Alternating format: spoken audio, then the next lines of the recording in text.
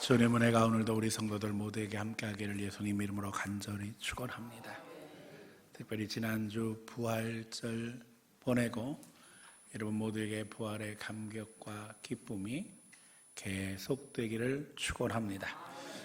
옆에 분들과 인사하기 원합니다. 오늘은 특별히 부활절 다시 한번 기억하면서 부활의 감격으로 승리합시다. 옆에 분들과 함께 인사하기 원합니다. 부활의 감격으로 승리하기 합시다.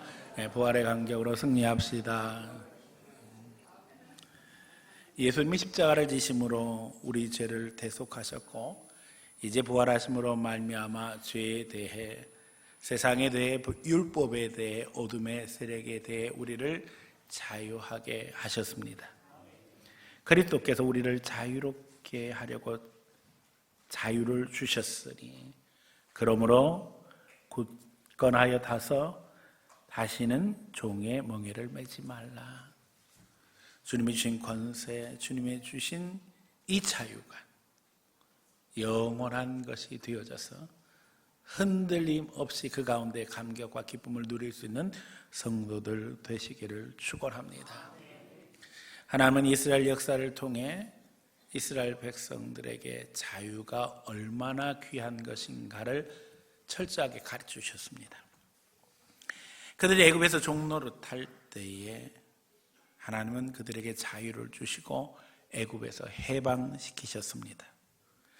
애굽 왕 바로는 완강하여서 이스라엘 백성을 내보내줄 것을 거절합니다. 모세는 하나님의 명령을 따라서 바로 왕 앞에 서게 되어지고 바로 왕에게 요구하지요. 이 백성이 광야에 나가서 하나님 앞에 예배하려고 하는데 우리를 보내달라. 결국 그가 거절함으로 말미암아 애굽 땅에는 10가지 재앙이 내리게 되어지고 이 10가지 재앙이 모두 다 애굽의 종교를 심판하는 재앙이었습니다. 그리고 우리가 아는 것처럼 마지막 10번째 재앙, 초태생과 장자가 죽는 재앙을 통해서 애굽의 종교는 끝장나게 되었습니다. 그들은 오직 초태생만 제물이 될 수 있었고 장자만 제사장이 될 수 있었습니다. 그런데 이제 하나님께서 심판하심으로 말미암아 애굽의 종교는 더 이상 존재할 수 없는 상황이 되어졌습니다. 하나님은 이것을 통해서 출애굽을 가능케 하셨습니다. 그리고 이제 이스라엘 백성들은 자유하게 되어지고 하나님의 백성으로 하나님 나라를 이루는 믿음의 사명을 감당하게 되었습니다. 우리 대한민국에도 종노릇하던 시절이 있습니다. 일본이 한일 합방을 하고 36년간 일본에 종노릇을 했던 것이 우리 민족의 역사입니다.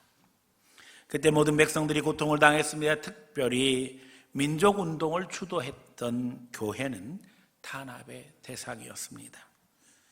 교회가 정치에 관여한다고 해서 설교에 대한 핍박이 많이 이루어졌습니다. 다니엘서나 계시록은 하나님의 심판을 이야기하고 있는데 일본이 적그리스도와 같은 노릇을 하면서 절대 계시록이나 다니엘서 말씀 가지고는 설교하지 못하도록 했습니다. 결국에는 일본의 우상 신사참배를 강요했고 우리 신앙 선배들은 목숨을 걸고 신앙을 지켜야만 했습니다. 그리고 그 모진 고통 속에 끝내 해방이 있게 되었습니다. 연합국의 승리로 우리는 해방되었고 마음껏 예배하며 찬송을 부를 수 있게 되었습니다. 우리의 선택으로 지도자를 세울 수도 있게 되었고 열심히 공부하고 일하고 노력하면 차별 없이 살 수 있는 우리나라 대한민국이 열리게 된 것입니다. 하나님은 우리 민족에게 종노릇의 비참함을 알게 하셨고 건국의 주역이었던 이승만 대통령은 죽어 세상 떠나고 난 후에 오늘 우리가 읽었던 갈라디아서 5장 1절 말씀을 비명에 새겨서 다시금 종노릇해서는 안 된다. 우리가 그리스도의 은혜로 자유케 되었음을 기억하라는 유언을 오늘도 우리에게 남기고 있습니다. 영적으로도 마찬가지입니다. 본문은 우리에게 주님이 주신 자유를 굳건하게 지킬 것과 다시는 종의 명예를 매지 말아야 할 것을 말씀하고 계십니다. 자유와 해방이 그냥 된 것이 아닙니다. 예수님께서는 우리에게 자유를 주시려고 십자가에서 죽으셨습니다. 오늘 그 자유를 뺏기지 말아야만 합니다. 우리 신앙에 있어서 이 자유는 핵심입니다. 여러분, 하나님께서 에덴 동산을 창조하시고 다른 피조물들에게는 주지 아니한 특권을 아담과 하와에게 주셨는데 그것이 바로 자유입니다. 선악과를 세우시고 주님께서 선악과 따먹지 말라고 말씀하셨지요. 그러나 그럼에도 불구하고 따먹을 수도 있는 자유를 주셨어요. 우리는 심지어 의아하기까지 합니다. 그냥 하나님께서 시키는 대로 순종할 수 있는 존재를 만들어 놓으셨더라면 말씀을 어기고 에덴 동산에서 내쫓기지도 않았을 것이고 또 그곳에서 저주 속에서 살지도 않았을 터인데 왜 하나님은 이렇게 하셨을까 의문을 갖게 되어지지요. 그런데 하나님은 창조 때부터 인간을 다른 존재와는 구별되게 인격적인 존재, 다시 말하면 하나님과 교제할 수 있는 아주 특별한 존재로 만드셨던 거예요. 여러분, 요즘에 이제 가정용 로봇이 등장하고 있습니다. 그런데 아직까지는 별로 인기가 없어요. 차라리 애완견이 낫다, 고양이가 낫다, 이런 수준이죠. 근데 사람하고 비교하면 뭐 하겠어요, 그렇죠? 짐승도 마찬가지고 로봇도 마찬가지고. 왜 그런 줄 아세요? 거기엔 인격이 존재하지 않기 때문에 그런 거예요. 그리고 그 인격의 핵심은 뭐라고요? 자유라는 거예요. 하나님의 형상과 모양으로 만들어진 존재이기에 하나님은 우리에게 특별한 선물, 자유를 주셨어요. 그리고 이제 그 자유로 말미암아 우리가 마귀에 속아서 하나님의 말씀을 어기고 죄 가운데 떨어졌을 때에 우리 하나님은 기꺼이 독생자 아기 예수님을 내어주심으로 우리에서 십자가에서 죽으시고 다시 사심으로 말미암아 하나님의 자녀로 회복되게 하실 뿐만 아니라 오늘 본문이 뭐라고 말씀하셔요? 그리스도께서 우리를 자유롭게 하셨다는 거예요. 여러분, 이제 오늘 자유하게 하신 예수님을 찬양하며 이 자유를 지키는 자가 되기를 소원해서 자유하게 하신 예수라는 제목으로 말씀 증거하려고 합니다. 이 말씀 증거할 때 여러분, 심령의 성령께서 역사하심으로 말미암아 성령의 역동적인 역사 가운데 자발적으로 주님을 섬기며 주님을 기뻐하며 그 가운데 거룩한 하나님 은혜의 통로로 쓰임받는 성도들이 되기를 예수님 이름으로 간절히 축원합니다. 첫 번째, 십자가를 헛되게 하지 말라는 거예요. 예수님은 우리의 자유를 회복시키기 위해서 십자가를 지셨습니다. 우리의 생각과 사고가 오늘도 연약하다면 우리는 다시 마귀의 유혹에 넘어가 자유를 빼앗기게 됩니다. 에덴 동산에서 마귀는 아담에게 이야기했습니다. 너가 이것을 먹는 날엔 어떻게 될 것이다? 하나님과 같아질 것이다. 그만 그 유혹에 빠져서 아담과 하와는 선악과를 먹게 됩니다. 마귀는 지금도 비슷한 유혹으로 우리를 도전하고 있습니다. 해 아래 새 것이 없다고 그랬잖아요. 마귀의 본질은 바뀌지 않은 채 오늘도 우리에게 비슷한 유혹을 하고 있어요. 너가 하나님이다. 이게 인본주의의 실체예요. 사람이 먼저다. 사실은 그 배후에 있는 이야기는 네가 하나님이라는 거예요. 여러분, 하나님을 제대로 알지 못하면 인간을 제대로 알 수 없습니다. 인간은 하나님의 형상과 모양으로 만들어진 존재예요. 그래서 비로소 우리가 하나님을 알므로 말미암아 인간의 본질을 제대로 알 수 있어요. 다시 말하면 진정한 신본주의가 되어질 때, 하나님 중심의 사상으로 우리가 무장될 때 인간에 대해서도 제대로 알게 되어지고 진정한 인본주의도 실천할 수 있다는 거예요. 그렇지 않으면 가짜 인본주의, 마귀 유혹으로 포장되어진 가짜 인본주의에 우리는 휘둘리게 된다는 것입니다. 마귀는 오늘도 우리가 다시 죄에 빠져 하나님과 멀어지도록 유혹하고 주님의 십자가를 헛되게 하려는 시도를 계속하고 있습니다. 주님은 우리를 죄의 구덩이에서 건지시기 위해서 십자가 지시고 우리를 다시 살리셨는데, 마귀는 우리를 다시 저주로 끌어들여서 주님이 주신 기쁨과 감격을 빼앗아가려고 하고 있어요. 여러분, 이 기쁨과 감격을 빼앗기지 않는 성도들 되시기를 축원합니다. 여러분, 구원의 기쁨과 감격이 사라질 때가 언제입니까? 구원의 확신을 공부하면서 우리는 왜 우리가 확신 갖지 못하고 살아가는가? 우리 자신을 점검하게 되어져요.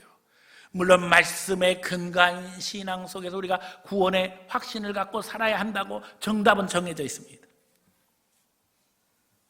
그런데 실제로 구원의 확신이 흔들리는 때가 언젠가 보면 말씀 떠났을 때 아니에요? 다시 말하면 우리가 하나님 앞에 하나님이 원하시지 않는 행동을 하고 주님의 계명을 어기고 잘못된 길로 갔을 때 우리는요, 구원의 확신이 사라진 채 우울하고 또 처량하고 고독하고 괴로워지게 됩니다.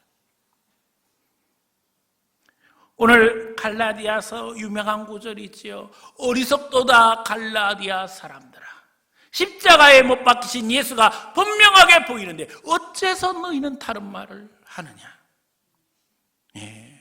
어리석은 갈라디아 사람들은 십자가의 복음을 버리고 율법주의 유혹 속에 떨어지고 있었습니다. 마귀는 오늘도 우리가 복음을 떠나 자유를 떠나 율법주의 속으로 떨어짐으로 말미암아 종노릇하게 하고 있어요. 이 율법주의는 자기 자신을 그 율법 속에서 율법을 만들어 남을 비난하게 할 뿐만 아니라 자기 율법을 가르쳐서 다른 이들에게 강요함으로 다른 이들을 지배하려고 하는 강한 욕구, 유혹 속에서 존재합니다. 무슨 얘기냐 하면요, 성경에서 이야기하는 율법의 수준을 더 지나쳐서 자기가 법을 막 만들어요. 그리고는 자기도 힘들잖아요. 그런데 그걸 다른 사람한테 강요해요. 그리고 그 법을 가지고는 다른 사람 비난할 뿐만 아니라 그 법을 가지고 다른 사람들의 영혼을 지배하려고 한다니까요. 두렵고 떨리기 그지없습니다.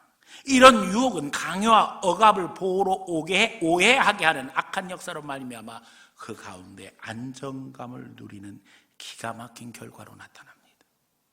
기가 막히기 그지없다니까요. 억압하고 핍박하고 강요하는데 그 가운데서 사람들이 평안함을 누려요. 왜 그런 줄 아세요? 익숙해져서. 이단 중에는요, 막 교인들에게 화내고 겁박하고 위협하고. 근데 거기서 안정감을 누리고 거기서 내가 하나님의 사랑을 받고 있다 착각하는 집단들이 있거든요. 왜 이런 일이 벌어지는가요? 왜 이런 일이 벌어지고 있을까요? 여러분 생각해 보세요. 우리 시대의 부모님들은요, 참 어렵게 사셨어요. 특히 이제 아버지들은 야근이 너무 많았죠. 야근에 지친 채 돌아올 때 한잔하고 오시면 자녀들은 이미 다 틀어놓고 자고 있습니다. 심지어는 아내도 자고 있습니다. 그러면 벌어지는 일이 어떤 일이에요? 이제 그 집의 가장은 다 깨웁니다. 발로 툭툭 치면서 뭐라고 그래요? 아버지는 죽도록 일하고 그러는데 니네들은 자냐? 그냥 자냐? 이렇게 이야기하지도 않죠. 여러분 머릿속에 다 벌써 생각났을 거예요. 그럼 다 뚝뚝뚝뚝 치면 이제 애들이 막 이래, 아빠 피곤해요. 어쨌든 막 화를 내고 자칫 잘못하면 감정이 폭발되면 어떤 일이 벌어져요? 때리기까지 하는 거예요. 이게 반복적으로 일어나다 보면 어떻게 되는 줄 아세요? 아이들이 아빠가 오는 시간이 늦어지면 마음속에 준비를 하는 거예요. 그럼 이제 엄마는 이야기하죠. 시간 됐으니까 빨리빨리 자. 이러고 이제 누우라고 그러는데 누워서도 아빠 올 때를 기다리는 거예요. 아빠가 오셔서 한따거리를 해야지 우리가 잠이 들 텐데. 아버지가 화를 내고 매를 맞고 이래야지 정리가 되는 거예요, 하루가. 그래야 누웠을 때 편안히 잠들 수 있는 거예요. 그거를 안 하면 잠이 안 오는 거예요. 오히려 기다려지는 거예요. 우리 아버지 들어와서 빨리 화내고 우리 조금씩 맞고 빨리 그게 하루가 일과가 끝나야지 우리가 깊은 잠을 잘 수 있는데, 이게 습관이 되니까 어떻게 되는 거예요? 교회 와서도 맨날 혼나는 데 익숙하는 거예요. 그 혼내야지 또 일을 해요. 봉사를 해요. 그리고 눈치만 보는 거예요. 기가 막히게 그지없죠. 이런 사람들이 이단에 노출되어지고 거기 이단에 빠져서 매 맞는 게 사랑인 줄 알고 그게 은혜인 줄 알고, 여러분 악순환입니다. 우리가 끊어버려야 됩니다. 예수께서 어떻게 하셨다고요? 우리 위해서 십자가 지심으로 말미암아 우리에게 뭘 주셨다고요? 자유를 주셨어요.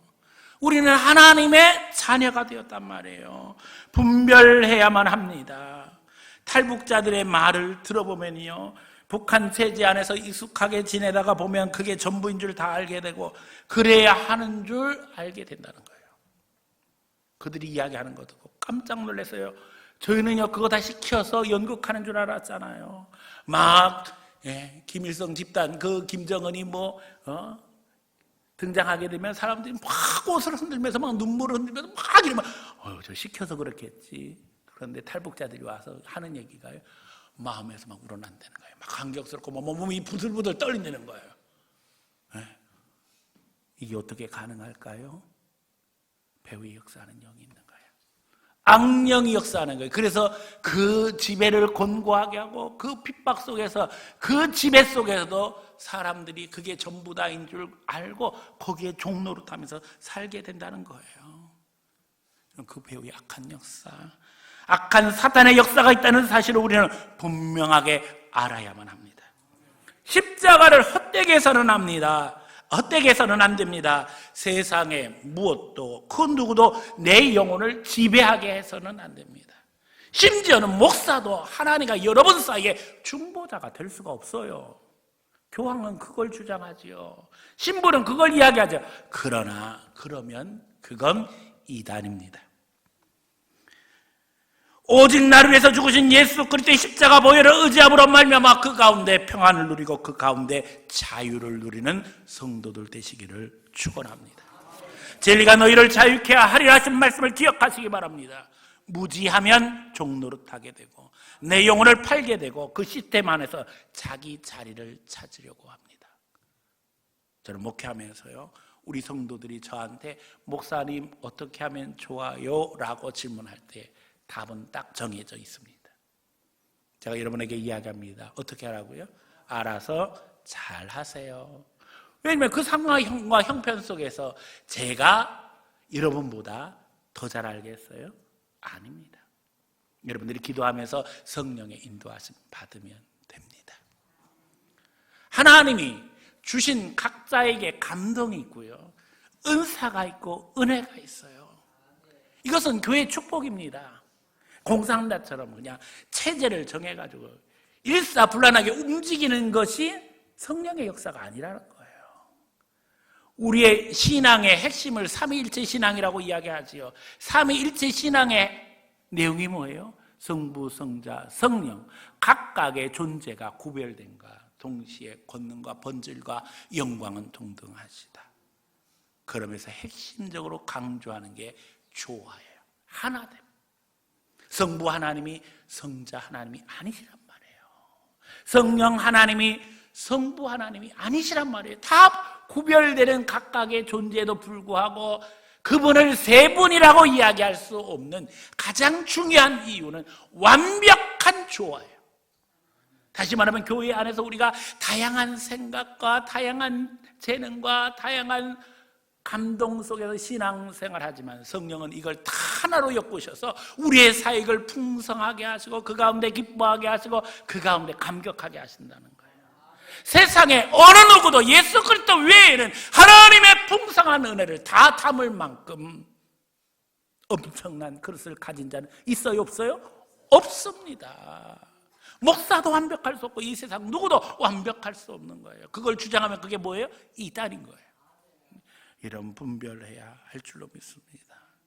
그러므로 우리는 사탄으로부터 오는 율법주의를 이기고 복음을 붙잡고 하나님의 자녀로 자유를 누리는 성도가 되어야만 합니다. 목사가 이렇게 또 자유를 주니까 어떤 일이 벌어지는 줄 아세요? 중간에서 이렇게 얘기하는 거예요. 우리 목사님은 이걸 원한다는 거예요. 그러니까 목사님한테 물어봤더니 이렇게 하라고 그랬다는 거예요. 그것도 법을 만들어가지고 완장찬 분들이 가끔 생겨요. 여러분, 이게 다 누구 역사라고요? 마귀 역사예요. 서로를 존중하고 사랑하는 가운데 격려하고 위로하면 돼요. 처음부터 잘하는 사람 있어요, 없어요? 없어요. 잘못합니다. 엎어지고 제껴지고, 그러면서 아이는 기계되고 걷게 되는 거예요. 신앙생활도 다 마찬가지예요. 과정을 다 겪게 돼 있어요. 가르쳐준 대로 가르쳐주는 대로 하는 것도 아니고 다 성령의 인도하심 가운데 성장하게 돼 있어요. 그걸 신뢰해야죠. 진리만 알면 돼요. 진리가 너희를 자유케 한다고 하셨잖아요. 억압하는 것이 아니라 자유를 주면 다 성장하며 그 가운데 성숙한 그리스도인으로 자라게 되어 있어요. 필요한 것은 서로 사랑하고 격려하고 위로하고 축복하는 게 간절합니다. 오늘 우리가 주님 안에서 서로 사랑함으로 그리스도의 풍성한 은혜 가운데 자유를 누리며 그 가운데 믿음의 역사 이루는 성도들 되어지기를 예수님 이름으로 간절히 축원합니다. 두 번째, 영적 전쟁에서 승리해야만 합니다. 왜냐하면 악한 영은 계속 우리에게 지금도 도전하고 있어요. 특별히 사도 바울이 고백한 것처럼 우리의 싸움은 혈과 육에 대한 것이 아니에요. 공중의 권세 잡은 악한 영, 다시 말하면 사단의 세력과 정사, 정권, 권세, 권력과의 전쟁이라는 거예요. 세상 정부 권력 배후에 악한 영들은 역사함으로 말미암아 세상을 지배하고 믿는 자들을 핍박해온 것이 기독교 역사예요. 너무나도 희한하잖아요. 지금 민주주의 시대에 우리가 존경할 만한 사람들을 뽑아서 국회로 보내는데도 불구하고 보면은 부끄럽기 그지없는 이들이 정치를 하고 있는 것이 우리 시대의 현실이 되고 말았어요. 정신 차려야 하며 분별력 가져야만 합니다. 우리가 세상 가는 대로 여론에 휘둘리다간 가다간 강물에 떠내려간 민물고기처럼 죽을 수뿐이 없어요. 민물고기는 어떻게 해야 돼요? 물을 거슬러 올라가야 돼요. 그렇지 않으면 결국에는 짠물로 바다로 가서 죽을 수뿐이 없다는 거예요. 그리스도인들은 주님의 진리를 알 뿐만 아니라 이제 더 성령 충만함으로 강한 그리스도인의 군대가 되어야만 합니다. 성령 충만해야 된다는 거예요. 그래서 갈라디아서는 율법주의를 강력하게 배격하면서 5장 이후에서 이야기하는 게 뭐예요? 성령 충만 받아야 된다는 거예요. 성령으로 무장하지 않으면 안 된다는 거예요. 성령의 열매를 추구하는 그리스도인이 되어야 한다는 겁니다. 그래야지만 마귀 유혹이 이길 수 있고 우리의 자유를 지킬 수 있습니다. 하나님은 우리가 연약함을 아시기 때문에 교회를 세우시고 교회로 모여서 격려하게 하시고 사랑하게 하시고 하나님의 뜻을 이뤄가며 하나님의 백성으로 살게 하십니다. 여기서 훈련받아서 성장하게 하실 뿐만 아니라 세상에 나가서 영권 가지고 제사장으로 세상을 이끌어 하나님의 백성으로 불신 영혼들을 인도할 수 있는 능력으로 살아가기를 우리에게 요구하고 계시거든요. 그러나 마귀는 끊임없이 도전합니다. 교회에 모이지 못하도록 하는 게 마귀 역사예요. 교회에 모여서 다투게 하는 게 마귀 역사예요. 교회에 안주하게 하는 것도 마귀 역사예요. 여러분, 여기서 훈련받고 교육받아서 세상에 나가서 변화시켜야 된다니까요. 여기서 우리끼리 재밌게 지내는 것만도 하나님이 기뻐하시는 일이 아니에요. 그러면 마귀 공격이 들어오는 거예요. 영적 전쟁입니다. 영적 전쟁에 대한 인식이 없으면 우리의 자유를 지킬 수가 없어요. 왜냐하면 마귀는 계속해서 우리 신앙을 뺏어가려고 하기 때문에 우리를 하나님의 자녀된 자리에서 어떻게든지 끌어내리려고 하고 있기 때문에 그걸 지키는 게 신앙이요, 그것이 바로 영적 전쟁이라는 거예요. 코로나를 지내며 교회는 예배에 대한 도전을 직면했습니다. 그때 정부의 정책에 따라 많은 교회들은 예배를 제대로 드리지 못한 채 포기했어요. 근데 아직도 그런 교회들이 제대로 회복되지 못하고 있습니다.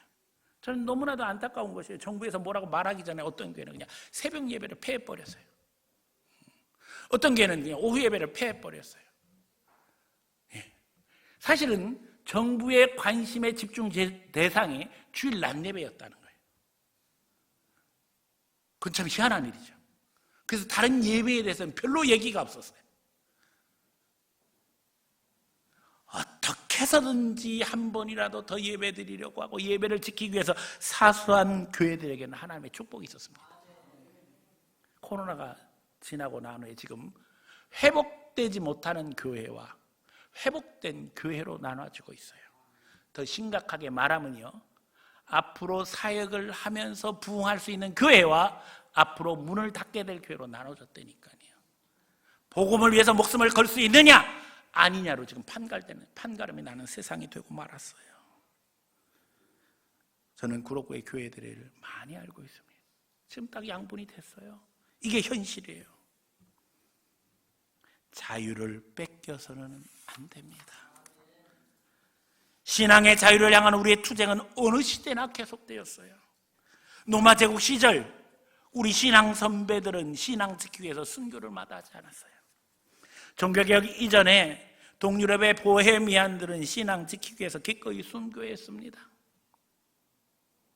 영국에서 청교도 혁명, 명예혁명, 미국 건국으로 이어지면서 가장 중요한 핵심은 우리 신앙의 자유를 지키는 문제였어요. 그것을 위해서 목숨 걸고 투쟁한 겁니다. 목숨을 아깝게 생각하지 않았어요. 목숨을 바쳐도 될 만큼 이것은 너무나도 고귀한 것이에요. 왜요? 예수님 다시 사셨기 때문에, 우리가 주님을 위해서 죽어지면 주님이 우리를 다시 살리실 걸 믿었기 때문입니다. 칼빈은 본래 프랑스 위군호 출신입니다. 그때에 많게는 100만 명 이상이 프랑스에서 핍박을 받으면서 망명을 하게 되어져요. 근데 사실 이들이 망명함으로 말미암아 이 종교개혁 사상은 전 유럽으로 퍼지게 되어집니다. 칼빈은 프랑스 위군호였는데 제네바에서 사역했어요. 제네바에서 목회하면서 우리가 잘 아는 것처럼 교회 안에 민주주의를 도입하게 되어집니다. 아까도 말씀드렸잖아요. 사람은 하나님의 형상과 모양으로 만들어진 존재이기 때문에 존중받을 가치가 있다는 걸 실천한 거예요. 더욱이 예수 믿는 사람의 심령에는 누가 역사하셔요? 성령이 역사하시기 때문에 우리가 성령을 존중하기 때문에 다른 사람들을 인정할 수 있는 겁니다. 이게 이제 장로교의 신앙에 있어서 핵심인 거예요. 그래서 서로의 자유를 존중하는 거예요. 이런 민주주의가 교회 안에서 정착되어져서 대의민주주의를 만들게 되었어요. 대표, 다시 말하면 교회의 장로를 뽑아서, 대표자를 뽑아서 교회의 정책을 정하게 되었어요. 여러분, 교회에 오면서 교회의 정책을 정해야지 하고 오는 분이 있어요? 없습니다. 은혜 받기 위해서 오는 거예요.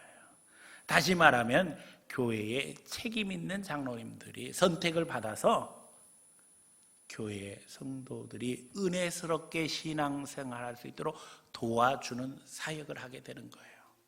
나라도 마찬가지인 거예요. 국민들이 날마다 투쟁하면 안 돼요.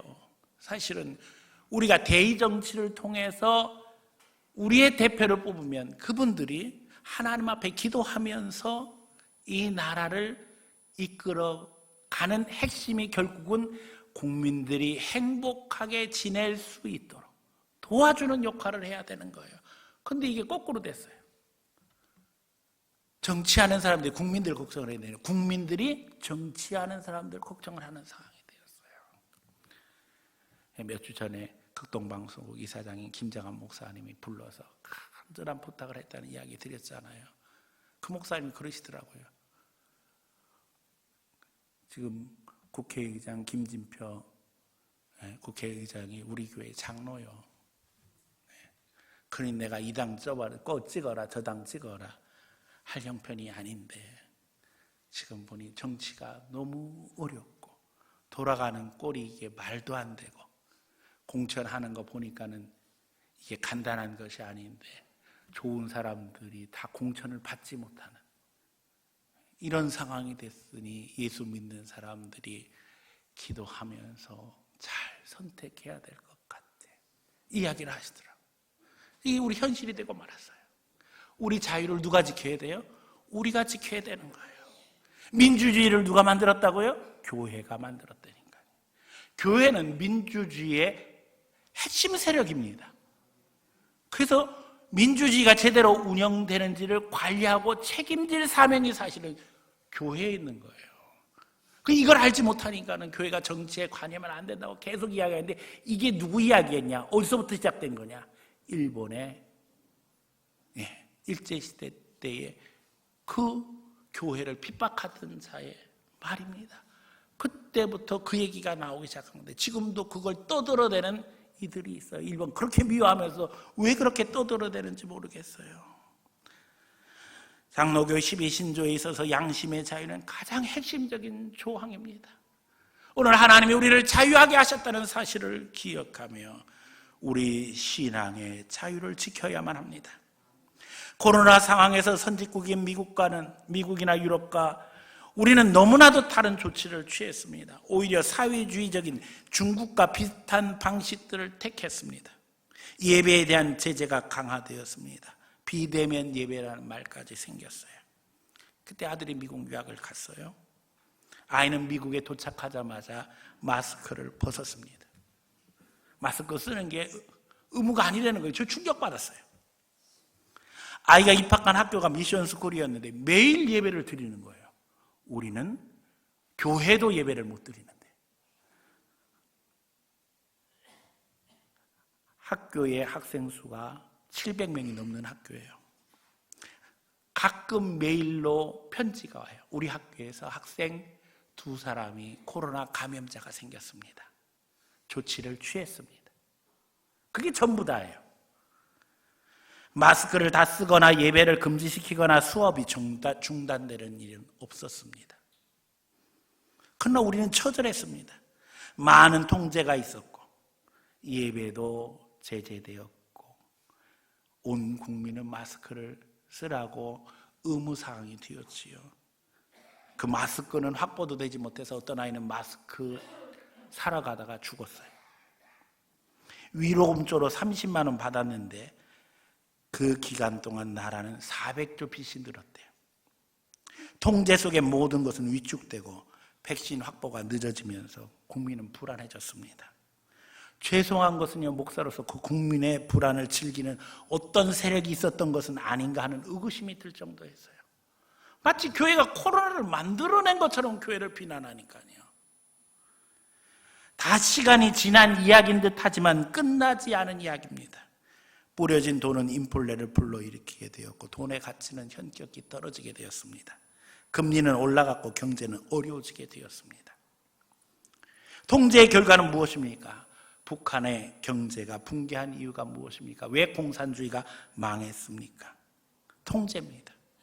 한 국가의 존재 가치는 지금도 똑같습니다. 모든 국민이 최대한의 자유를 서로 침해하는 일 없이 최대한 평안하게 누릴 수 있도록 도와주는 것입니다. 영적 전쟁이라니까요. 이 자유를 침해하지 못하도록 그리스도인들은 지켜야 되며 심지어는 투쟁해야 되는 거예요. 어둠은 어둠에 반응합니다. 우리는 빛의 자녀입니다. 빛의 자녀답게 행동해야 합니다. 율법주의자들은 율법주의에 반응합니다. 그래서 이상한 이단에 빠져서 거기서 행복해하고 평안함을 누리고 있습니다. 우리는 복음에 반응합니다. 우리는 하나님의 자녀이기 때문입니다. 세 번째, 하나님 나라를 갈망하는 하나님 백성이 되어야 합니다. 종교개혁 이후의 자유는 그리스도인들에게 너무나도 중요한 신앙적 가치가 되었습니다. 억지로 시켜서 하는 것이 아니라 내가 선택하고 그 가운데 하나님 앞에 책임지는 것이 신앙입니다. 그것은 하나님이 주시는 하나님 나라의 해방과 연관되어 있는 것이며 거기서 악한 마귀의 세력은 설 자리가 없어지는 것입니다. 오늘도 우리는 아버지의 뜻이 이 땅에서 이루어지기를 소원하며 하나님 나라가 이 땅에 이루어지기를 갈망하며 기도하고 있습니다. 이런 간절함 가운데 우리 대한민국이 있습니다. 우리 교회가 있습니다. 주신 자유를 빼앗기지 않는 성도들 되시기를 축원합니다. 이 나라 대한민국이 여기 오기까지 교회는 일본의 압제에 목숨을 걸고 싸웠고, 전쟁 중에도 공산당의 총칼 앞에 우리의 신앙을 지켜왔습니다. 우리는 이 땅에 십자가 보혈로 허락하신 그리스도인의 자유가 풍성한 대한민국이 되기를 갈망하며 오늘도 기도해야만 합니다. 이 예배의 자유가 보장되고 복음전도 사역에 성령의 인도하심이 자유롭게 실천되는 대한민국이 되기를 기도하며 분별해야 합니다.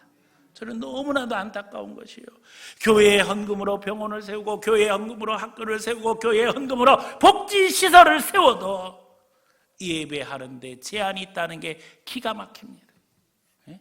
이게 현실입니다. 제가 어린이집 해봤잖아요. 예배하면 안 돼요. 불법인 거예요. 근데 불법인데도 해야 되는 거예요. 하나님의 명령이니까. 아니, 헌금으로 우리가 그런 시설을 세우는 이유가 뭐겠어요? 복음 전하려고 하는 거 아니에요? 복음 전해서 하나님의 사람을 세우고 예배하기 위해서 하는 건데, 그걸 못하게 막으면 그럼 교회에 존재할 이유는 어디에 있는 거예요? 여러분, 두렵고 떨리기가 그지없습니다. 더욱이 우리는 북녘 땅에도 하나님의 나라가 임하기를 기도하고 있습니다. 우리는 북한 정권의 배후 약한 영이 역사하고 있다는 것을 잘 알고 있습니다. 이거는 정치의 문제가 아니에요. 이건 영적인 문제예요. 예? 김일성 주체 사상의 배후에 역사하는 건 악한 영이에요. 하나님 자리에 누가 서 있는 거예요? 김일성 일가가 서 있는 거예요. 그들이 영광을 다 받고 있어요. 그것을 가르치고 있어요. 그걸 정당화하고 있어요. 여러분, 원비어가 결국에는 북한의 핍박 속에서 죽었는데 제목이 뭔지 아세요? 간첩이에요. 간첩인데 무슨 간첩인 줄 아세요? 미국 감리교회에서 보낸 간첩이라는 거예요. 아니, 무슨 교회에서 간첩을 보내요? 북한 정권은 아는 거예요. 결국 북한 정권을 무너뜨릴 것은 미국도 아니고 남한 정부도 아니고 결국에는 누구다? 교회라는 걸 아는 거예요. 그래서 지금 복음 전하면 북한에서는 잡혀갑니다. 성경만 읽어도 죽입니다. 그런데도 불구하고 선교단체의 보고에 의하면 1,500개의 가정교회가 활동하고 있다는 거예요. 충격적이죠. 하나님은 오늘도 살아서 역사하셔요. 하나님은 우리 편입니다. 억제하고 통제하고 탄압해도 그 결말은 분명합니다. 예수의 복음이 승리합니다. 하나님이 우리에게 주신 자유의 능력이 승리합니다. 예수님은 우리를 자유하게 하시려고, 회복시키시려고 십자가에 죽으셨습니다. 그리고 다시 사심으로 회복의 역사를 이루셨습니다.